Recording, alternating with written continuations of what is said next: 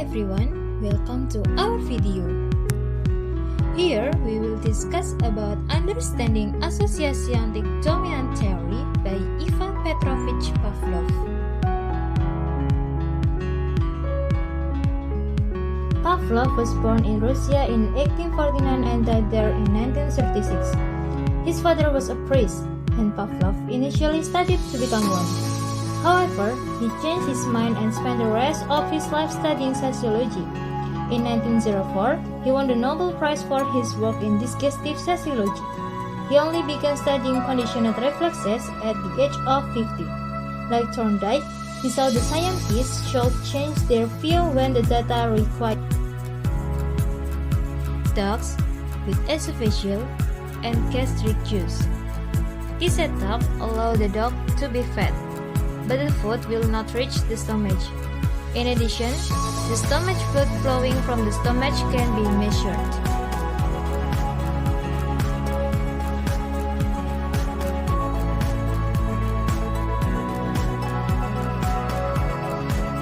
Pavlov measures stomach secretion when dogs respond to powder food and noticed that just by looking at the food, dogs salivated. In addition, when he heard the researcher footsteps, the dog also salivated. Pavlov initially referred to this response as psychic reflexes.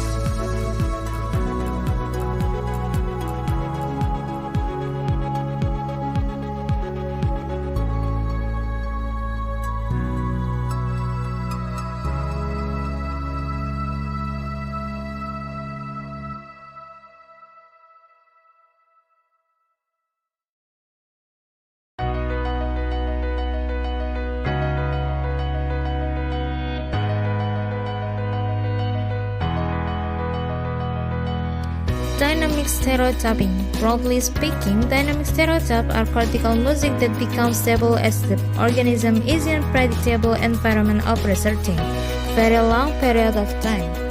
As long as this cortical mapping accurately reflects the environment and elicits appropriate response, then everything should be fine. But if the environment changes radically, the organism may struggle to change the dynamic stereotypes. Summary of Pavlov's view on brain function. Each point in the brain corresponds to one environment event. Based on what is experienced in the moment, different patterns of excitation and inhibition will appear in the brain, and that pattern will determine behavior. Some relationships in the brain are between unconditioned stimuli and their associated response. The former is permanent, and the latter is temporary and varies with environment condition.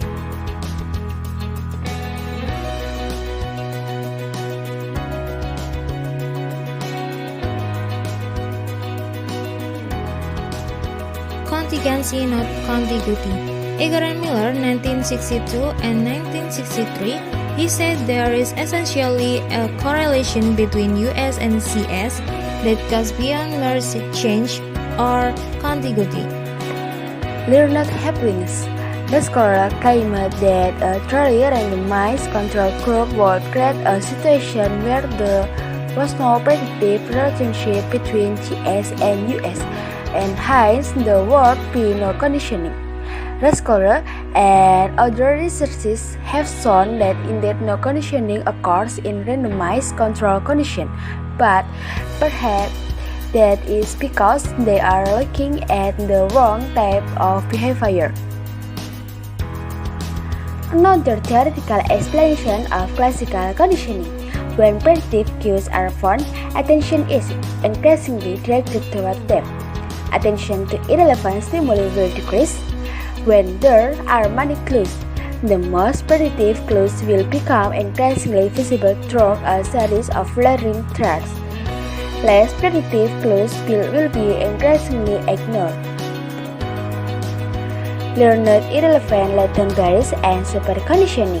According to the scholar Wagner's theory, only characteristics such as CS intensity would affect continued association with the us, and such characteristics do not change due to prevailing in a non-contingent association with the us.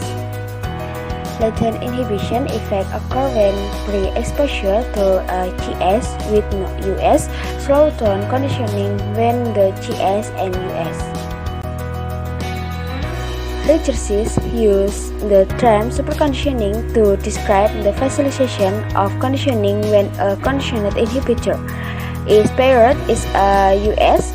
For example, training rat and pigeons to respond to a GS paired with a strong US, he called a plus training.